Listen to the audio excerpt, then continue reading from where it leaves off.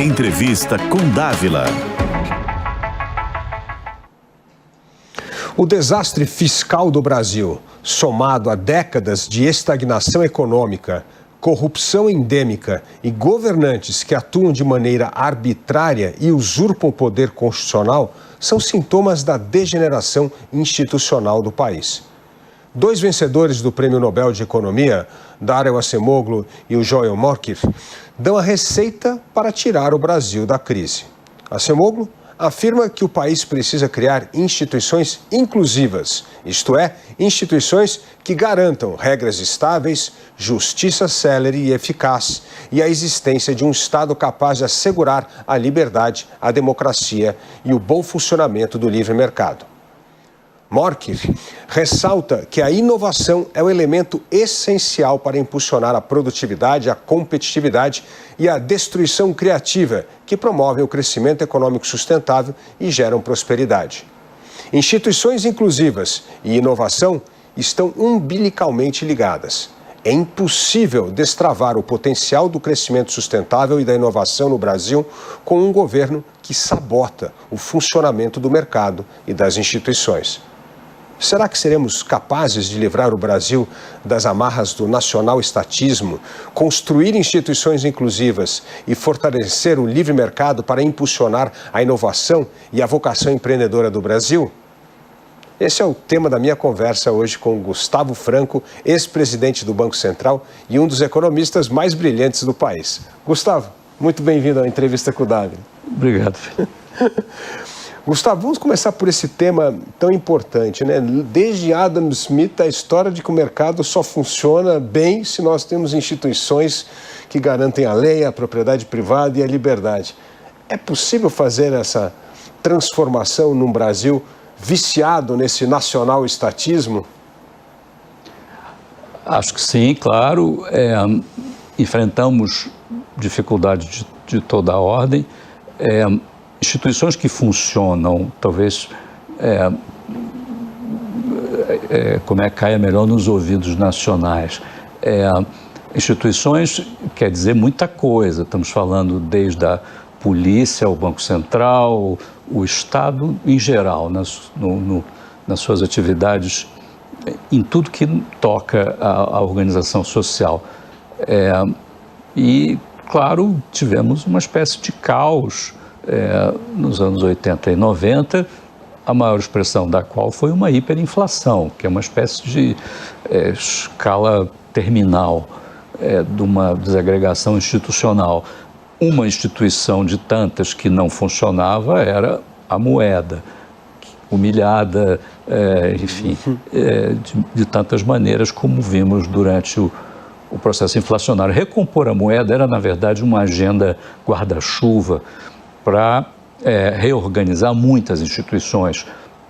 O próprio Banco Central é a instituição responsável pela preservação do poder de compra da moeda, mas com ele o sistema bancário, que por sua vez englobava o sistema bancário federal, estadual, e nisso tocava as instituições fiscais da federação, a União, bem como os estados, todos eles meio que corrompidos pela facilidade que era fabricar papel pintado para pagar as contas.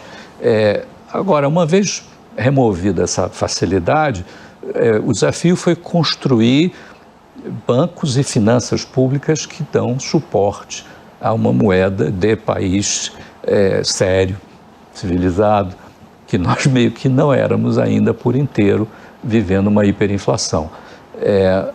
30 anos depois, eu acho que ainda estamos terminando esse primeiro momento de reorganização institucional, ainda com contas fiscais muito desarrumadas e ainda com gente achando que isso não tem importância.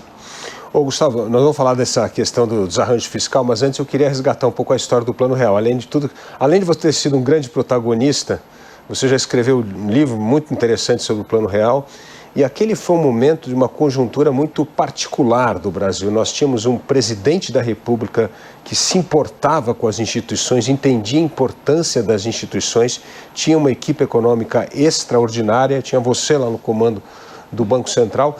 Então, teve uma conjuntura de qualidade técnica e política em prol da construção dessas instituições. Conta um pouco como é que foi esse processo, porque é uma coisa que as pessoas às vezes perdem a memória do que nós passamos naqueles anos de 1995, 96. Pois é, e foi tudo muito rápido.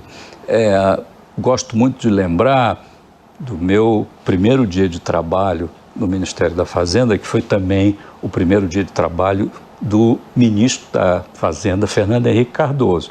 Foi em maio de 93, quando chegamos de táxi no Ministério e tinha um piquete de funcionários do Tesouro Nacional em greve. Não queriam deixar o ministro entrar. Depois de muita conversa, entramos, subimos no elevador, o ascensorista perguntou para o ministro que andar. O ministro, era o seu primeiro dia, não é isso? Pois bem, esse era o quarto ministro da Fazenda. Em 7 meses. Em 7 meses de Itamar Franco, presidente, vice de Fernando Collor, que tinha sofrido impeachment. Os 3 anteriores tinham sido demitidos depois de menos de 3 meses no cargo. A inflação estava em 30% ao mês, tá? E, portanto, se ali naquele momento, subindo no elevador, se alguém perguntasse sobre o futuro do Brasil, a resposta não seria muito otimista. Mas veja bem, 11 meses depois de subir esse elevador, o mesmo ministro desceu esse mesmo elevador, saindo do Ministério em abril de 94, para concorrer a presidente da República e ganhar no primeiro turno. Depois de 11 meses de trabalho, onde a principal realização foi a reconstrução da moeda, uma reconstrução institucional. Se alguém ali no começo dissesse, espera, essa pessoa que está subindo aqui o elevador vai construir uma instituição e com isso se elegerá presidente da República. Iam dar gargalhadas, rolar no chão de gargalhada, mas foi o que aconteceu. É extraordinário. É extraordinário. Bom, depois, ao assumir o governo, veio toda aquela resistência às privatizações, a resistência à criação das próprias agências tão importantes com órgãos técnicos e não para ser capturada pela política. Houve todo um rearranjo e principalmente o Banco Central. O Banco Central passou a ter um papel muito importante. O Banco Central é meio que como a agência reguladora do dinheiro, e o dinheiro é talvez a melhor a síntese da situação onde o interesse público reina sobre os interesses privados. É onde a impessoalidade é a máxima, você ali cuidando do dinheiro, enfim. Esse drama da colonização das agências existia para o dinheiro. O vampiro no banco de sangue, as analogias desse tipo assim meio macabras são comuns para isso. E era perigoso, cada estado tinha o seu banco estadual funcionando como o Banco Central, sua unidade de conta para fins fiscais, como se tivesse prestes a cada qual ter a sua moeda, seu Banco Central e o país se fragmentar. Era esse tipo de perigo que ninguém falava na ocasião. Na ocasião nem se falava a palavra hiperinflação. Os políticos sempre nos alertavam, não fala isso, que isso as pessoas ficam com medo, não sabem meio o que é, lembram da Alemanha, 23, enfim, cuidado.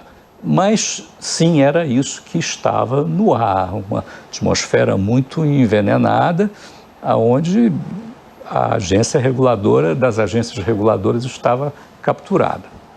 E aí aconteceu uma coisa também muito interessante naquela época, que foi a federalização dessas dívidas estaduais, né? Principalmente, então tinha que privatizar os bancos, logo depois disso foi atrelado à lei de responsabilidade fiscal, e foi algo fundamental para sanar a situação dos estados, principalmente dos estados daquela época. Como você... Então, a relação entre a União e os estados, na ocasião, era quase que uma relação entre o centro e vários pequenos países, cada qual fazendo com a União um programa à semelhança do que, sei lá, o FMI faz com países, onde os estados se comprometiam com certo desempenho fiscal, recebiam empréstimos ou reestruturavam suas dívidas com a União, e tinham créditos recíprocos uns com os outros, a União para lá e para cá, então tinha uma espécie de encontro de contas, e um programa que não era cumprido. Cada programa tinha metas que, em geral, tinham que ver com superávit primário, endividamento, folha com o percentual da receita corrente líquida e, curiosamente, mas não é uma coincidência, a seguir, a Lei de Responsabilidade Fiscal foi quase que construída em torno desses programas. Os mesmos indicadores, a folha com proporção da receita corrente líquida, na forma do que antigamente era a Lei Camata, os parâmetros de endividamento que vinham em resoluções do Senado também,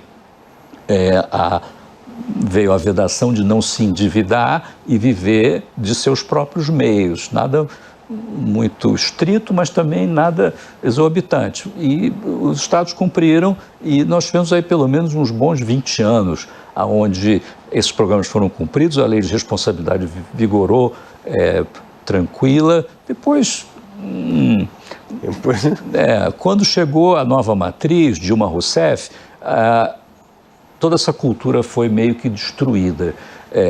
Voltamos meio que à estaca, se não zero, perto disso, né? Foi uma pena, mas a experiência foi muito boa. Revigorar a Lei de Responsabilidade, inclusive preencher alguns dos vazios que a lei tinha, permanece como das urgências desse nosso país com uma situação fiscal tão crítica. Então, hoje nós começamos a falar sobre as instituições do Acemoglu aqui no começo do programa. Como é que, depois de tantos anos, de 40 anos, você vê a degeneração dessas instituições? As agências reguladoras foram totalmente politizadas novamente, a dívida dos estados e municípios tornou-se uma segunda dor de cabeça, e o que sobrou desta época foi o Banco Central. Essa foi aquela instituição que conseguiu permanecer de uma forma técnica, independente e como boa guardiã da moeda e da política monetária. Acho que é um bom exemplo de agência reguladora que deu certo e, curiosamente, só recentemente os dirigentes dessa agência reguladora ganharam mandatos. Só agora. Todas as outras agências têm dirigentes que têm mandato desde a lei das agências, que é de 2000, por aí. Né? Agora, é exagero dizer que é só o Banco Central. Aí, veja bem, cada brasileiro hoje em dia tem um celular, não é isso? Porque a gente privatizou a Telebrás. Se a gente tivesse companhias estatais fazendo telefonia celular até hoje, imagina... Teríamos orelhão até hoje. Orelhão, e ninguém tinha ter internet, zap, essas coisas, nada disso. Pois é, então, isso foi um sucesso. Tem mais aparelho celular do que brasileiro, funciona, todo mundo gosta, é privado, tá? Foi um case. A agência reguladora, a Anatel, é parte desse pacote bem-sucedido. Tem outros casos bem-sucedidos, não vou saber citar e dar o devido crédito a quem tanto batalhou. Em cada setor tem os seus heróis. Tá? Eu posso falar da moeda porque eu estava lá, mas em muitos outros setores teve sim resistência a esse tipo de degradação, que é um fenômeno mundial. Sempre se busca o regulado capturar o regulador, é uma dinâmica que é comum em toda parte. A gente tem que saber enfrentar isso. Em toda parte tem político querendo nomear amigos e parentes para a agência reguladora e nos cabe resistir, policiar, tomar conta. E estamos no jogo, estamos fazendo, aprendemos um bocado, tem mais para fazer, nunca dá para descansar, né? Porque o que falhou vamos consertar e continua o jogo, já num patamar completamente melhor do que tinha antes. Agora, Gustavo, o que nós temos de fazer para sair desse atoleiro de um crescimento econômico medíocre, dessa situação fiscal desastrosa do Brasil, e até recuperar o nosso investment grade, alguma coisa assim, para que nós possamos atrair investimento novamente? Então, eu acho que tem que começar pela situação fiscal E o investment grade, o grau de investimento, é uma fórmula interessante de embrulhar essa missão. O Brasil, quer dizer, as agências internacionais de classificação de risco soberano de países, elas dão as notinhas para nós, explicando aqui para quem nos assiste, o que chama grau de investimento é quando o país tem uma nota acima de 5. A nossa, de 0 a 10, é como se fosse um 3,5, que é vergonhoso, tá? Mas nós já tivemos uma nota para passar de ano, né, o grau de investimento, nota 5, por breve período ali, logo depois da crise de 2008, meio que como culminando todos os esforços que foram feitos até aquele momento.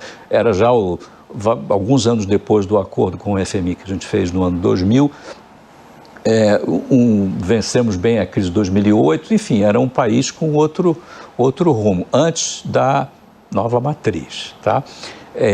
Perdemos o investment grade, foi uma pena, e é uma grande missão agora recuperar. O governo atual não fala disso.